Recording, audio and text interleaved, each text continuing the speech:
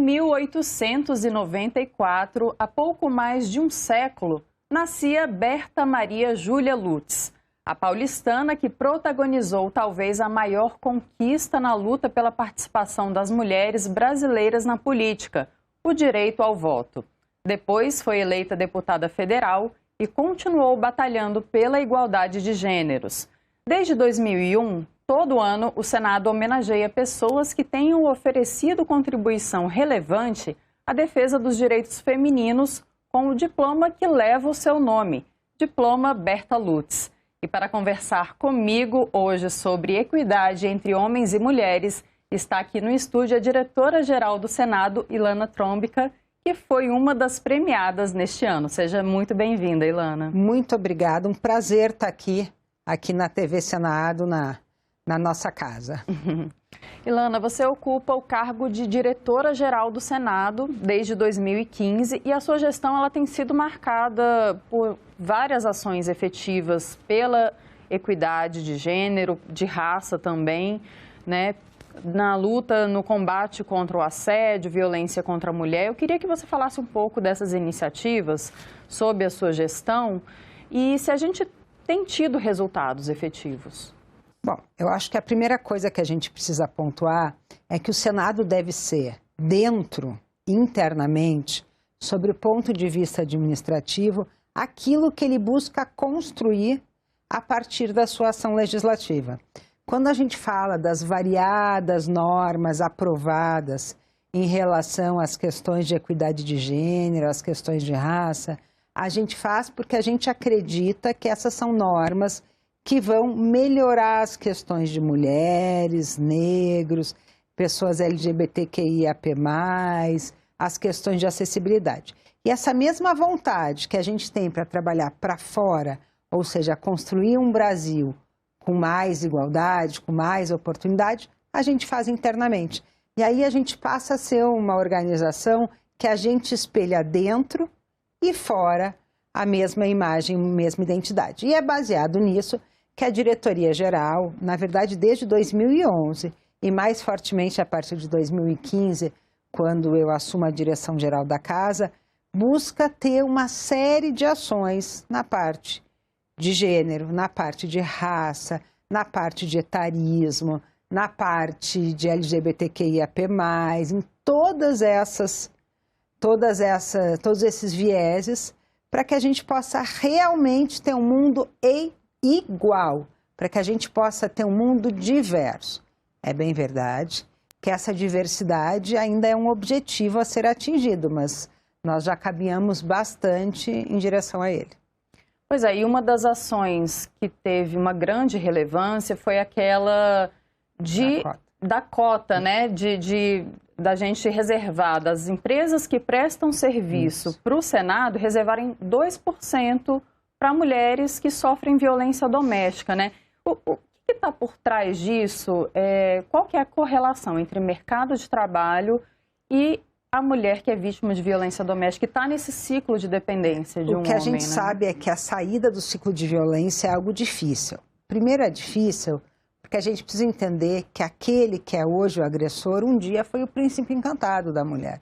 Aquele hoje que causa insegurança, que causa violência, que traz agressividade, que machuca, um dia foi aquele que a mulher quis que a protegesse, que a desse conforto. Um dia foi o marido, o namorado. Então, sair desse ciclo de violência é muito complexo, porque envolve uma série de questões emocionais. Mas uma vez que a mulher consegue dar um passo para fora, ela não pode ser impedida de sair desse ciclo por causa da dependência econômica. É importante que se diga que não é só a independência econômica que tira a mulher do ciclo de violência, mas a falta de independência dificulta que ela saia. Então esse é o objetivo da cota, né? Essa cota visa dar àquelas mulheres que são vítimas de violência uma oportunidade de independência econômica para que elas não tenham que voltar, né, à convivência com o agressor por não terem condições de se sustentar.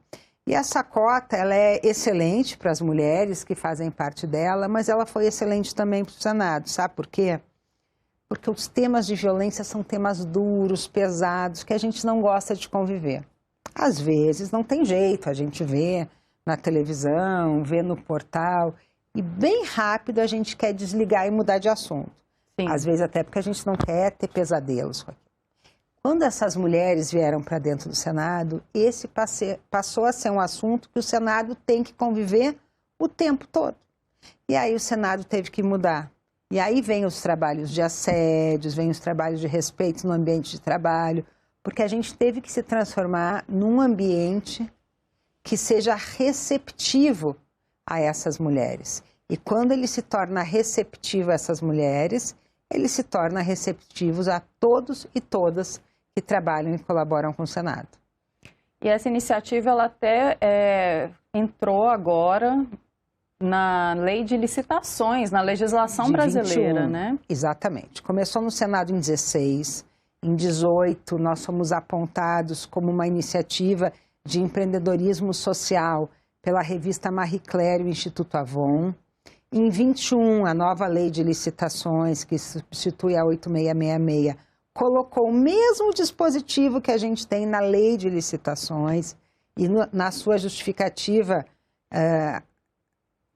reconheceu o ineditismo do Senado e agora, no Dia da Mulher, o governo Lula lançou um decreto também reproduzindo essa iniciativa. Eu acho que um bom exemplo de uma política administrativa que virou uma política pública.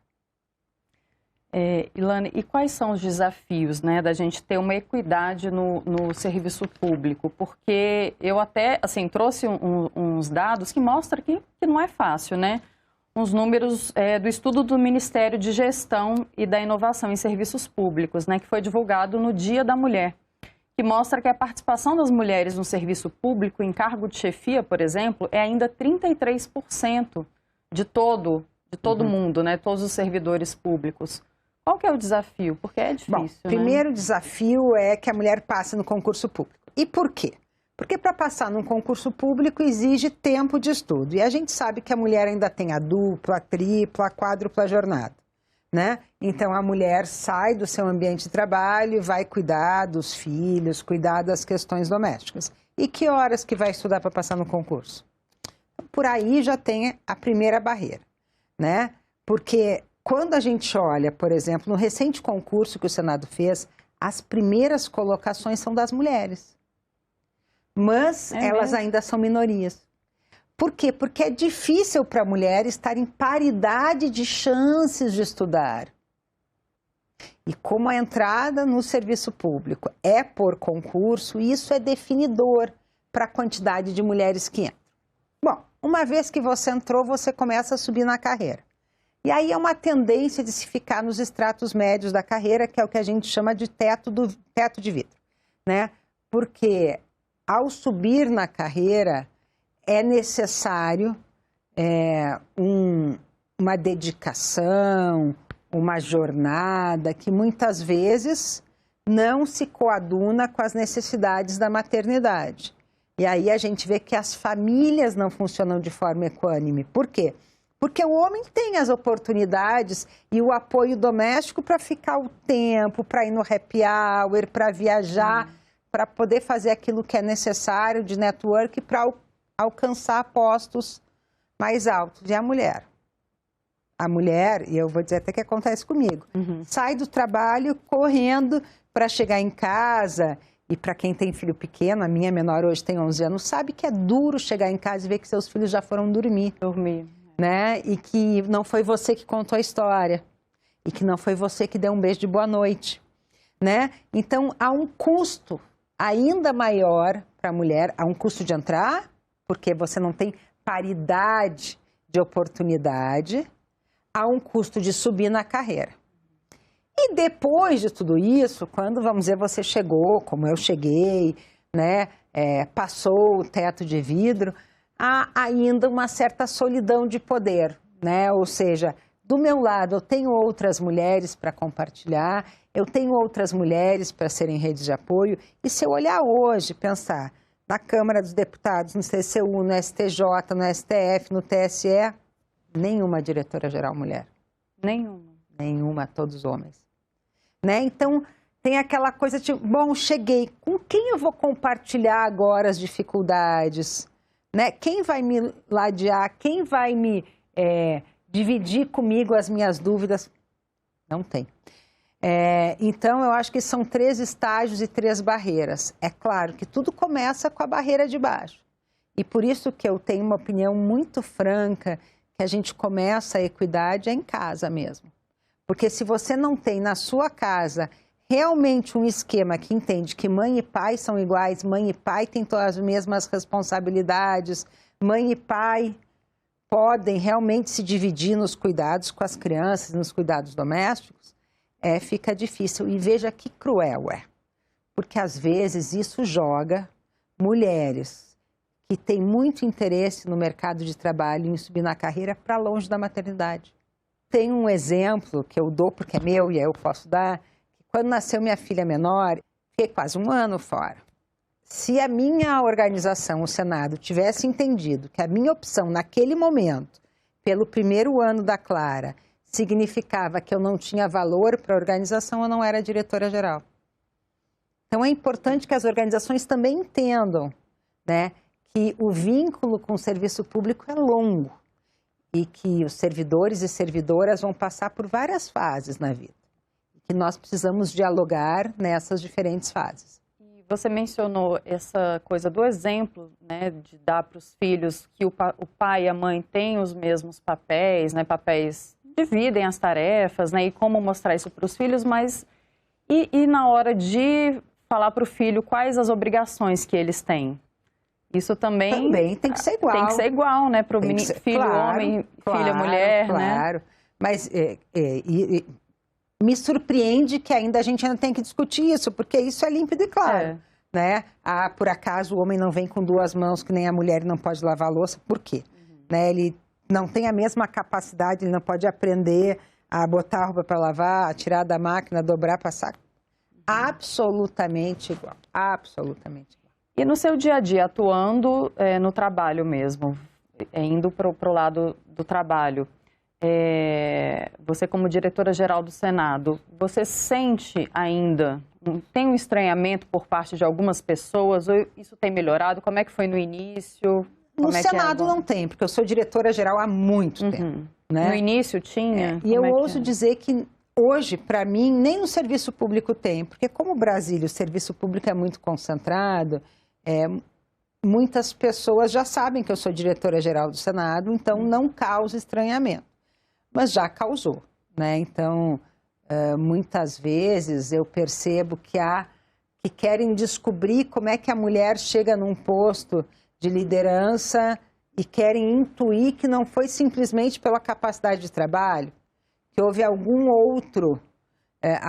outra ligação, alguma outra motivação que a levou para lá.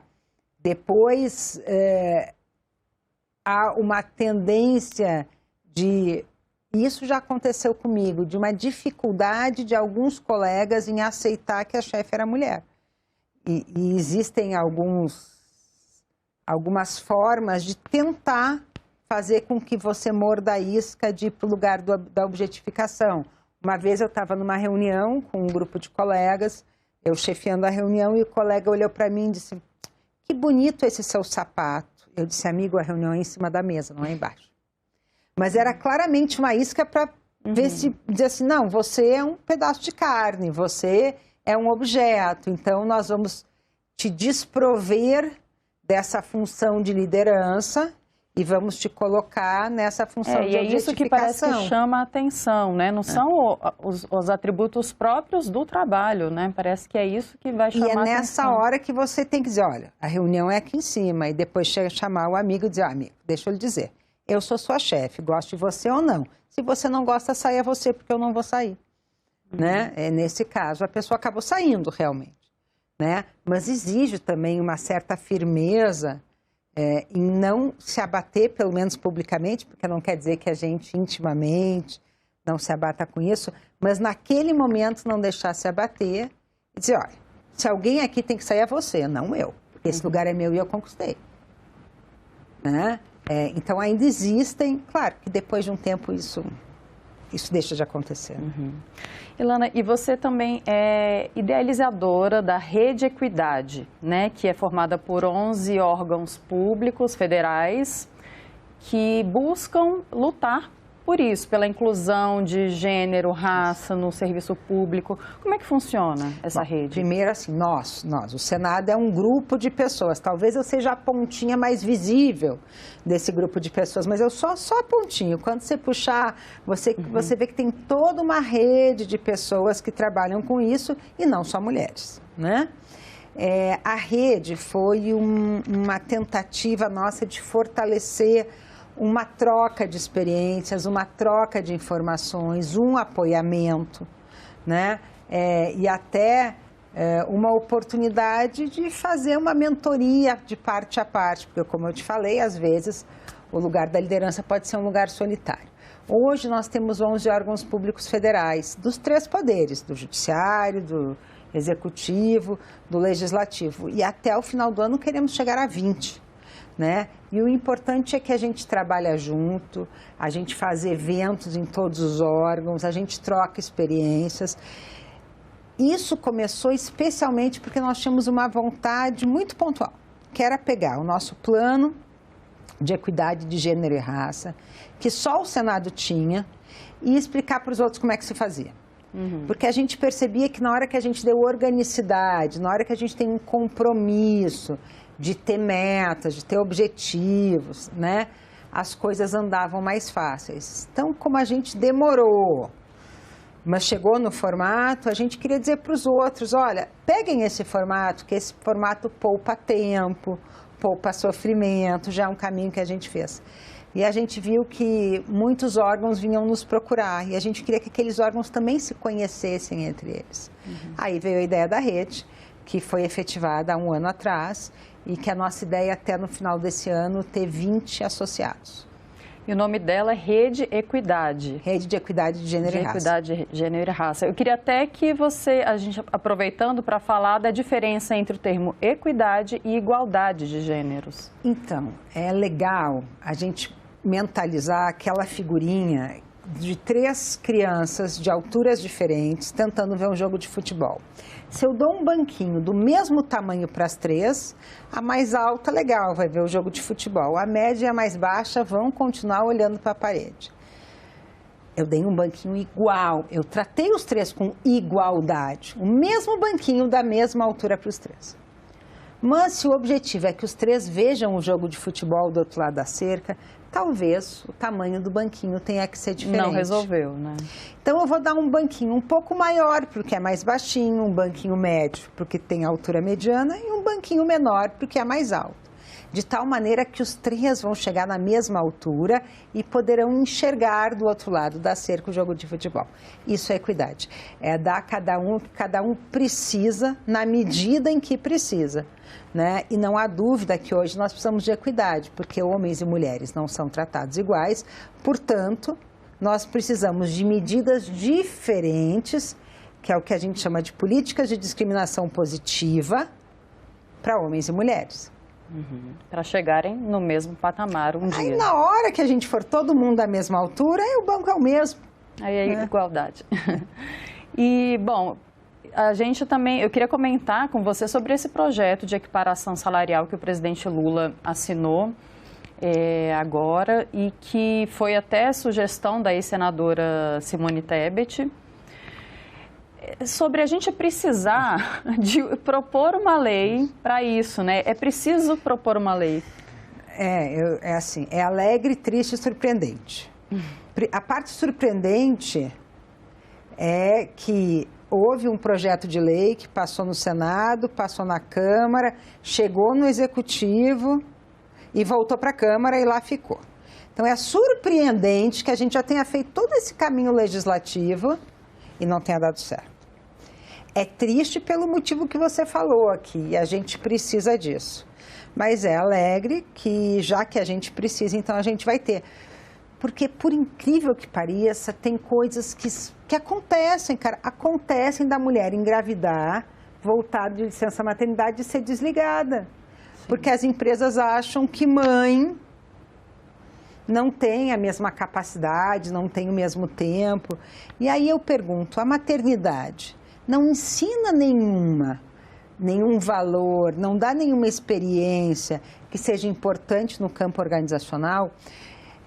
Todo mundo que tem filho sabe que o bebê nasce desse tamanho e é uma coisa desse tamanho que acaba com toda a organização de vida que você tem. Você acordava às 7, fazia ginástica de 7 às 8, trabalhava de 8 ao meio-dia, almoçava de meio-dia às 2, ia de 2 às 6, depois reunia com os amigos, chegava em casa, tomava banho e dormia. Pense numa coisa pequenininha que bagunçou o coreto total. Você aprende a viver, né, com variáveis incontroláveis. Não tem nada melhor para a gestão do que gerir variáveis incontroláveis. Afinal de contas, gerir variáveis controláveis é um talento. As incontroláveis, então, e isso se aprende com a maternidade. Né? Então, é uma visão que ainda hoje existe e que é surpreendente que exista, mas existe. Então, é necessário que se diga, se você contrata homens e mulheres para fazer a mesma coisa, eles têm que receber a mesma coisa. Ilana, o diploma Berta Lutz foi entregue no dia 8 de março, no Dia da Mulher, no plenário do Senado, pelo presidente do Senado, Rodrigo Pacheco. Essa homenagem foi feita a você e mais outras 6 personalidades, né? Como a presidente do STF, ministra Rosa Weber, a jornalista Glória Maria, que faleceu agora em fevereiro, a diretora executiva do Instituto Igarapé, a Ilona Zabó. Com que sentimento você recebe esse prêmio? Primeiro, eu acho que assim, foi uma alegria muito grande. Hoje eu explicava, porque normalmente a gente busca exemplos e valorizar aquilo que está fora, né? E o Senado buscou valorizar aquilo que está dentro, né? E na minha pessoa, o Senado homenageou todo mundo que trabalha com essa pauta no Senado. Foi um reconhecimento que lá fora tem coisas muito boas sendo feitas, mas que aqui dentro também tem, né? E eu acho que o Senado hoje, ele trabalha com um clima organizacional muito positivo. A gente vê uma unidade, um senso de comunidade no Senado. E esse senso se reflete quando um grupo de senadores e senadoras resolve escolher entre todas as pessoas que podiam ser homenageadas e podiam ganhar essa distinção, uma servidora da casa. Te confesso que esse ano eu fiz 25 anos de Senado e foi um coroamento muito bacana dessa carreira. Legal. Na sua opinião, Ilana, o país tem avançado de maneira satisfatória e até numa velocidade satisfatória para a equidade, para a igualdade entre os gêneros, ou ainda está muito abaixo do que deveria ser? A ONU Mulheres até divulgou aquela estimativa, né, de que no ritmo atual o mundo vai levar 300 anos para a gente conseguir essa igualdade. O que você pensa sobre isso? Eu acho que quando a gente olha sobre o aspecto da mulher estar presente em todos os cenários da sociedade, a gente avançou bastante. Tem mulher que é piloto de avião, a gente fez uma reportagem aqui no Senado na primeira mulher que dirigiu a escolta do presidente do Senado. Então, hoje as mulheres estão em todos os segmentos, ok? Avanço grande, né? Mas não na mesma representatividade dos homens, e a gente pode começar olhando para o plenário do Senado Federal, que apesar de neste momento estar com a sua maior bancada feminina, 15 senadoras, ainda é 15 em 81. Então nós precisamos caminhar muito, né? A gente vem caminhando, não há dúvida. Se comparado com 1894, quando Berta Lutz nasceu, caminhamos um tantão. Hoje é impensado você dizer que uma mulher precisa de autorização de um homem para trabalhar, ou para viajar, ou para dirigir, ou para votar, ou para ser votada. Realmente essas coisas são impensadas, né? Mas há aí, talvez, as grandes conquistas, como votar, como ter liberdade, como poder fazer concurso público, como poder atuar, entrar nas Forças Armadas, foram feitas. Mas há uma sintonia fina que ainda nos causa espanto. E eu digo isso porque passamos recentemente pelo Carnaval, né? E a gente observa que o país todo passa uma semana no Carnaval discutindo o tamanho da calcinha, do biquíni, da fantasia, da moça que saiu na escola de samba, se ela saiu com os peitos de fora ou não, se tinha tapa-sexo ou não. Quer dizer, a gente volta numa rapidez, essa que é a pauta, né, do Carnaval, de objetificar a mulher, de entender ela como um... Mas a gente volta numa rapidez, assim, parece que a gente anda devagar para frente e volta rápido para trás, né? Só faltou voltar a propaganda da cerveja, né? O que é bom é uma mulher quente e uma cerveja gelada, né? A gente não voltou tudo isso, ainda bem. Que a gente, pelo menos, não tem esse retrocesso, né? Não volte tão rápido. Porque isso exige da mulher sabe aquele sempre alerta do escoteiro? Isso acaba exigindo da mulher estar sempre alerta e, às vezes, cansa ficar sempre alerta. Tá bom, Ilana, te agradeço muito pela participação aqui. Te parabenizar de novo pelo prêmio Berta Lutz esse ano. Muito obrigada e eu espero que a gente tenha muitas e muitas pautas e as próximas, quem sabe, a gente discuta as novas conquistas de equidade. Tomara. Obrigada. E agradeço também a você que nos assistiu. Se você quiser rever esta entrevista, acesse nosso site senado.leg.br/tv ou o nosso canal no YouTube. Lá você também encontra nossos outros programas. Até o próximo Cidadania Mulher.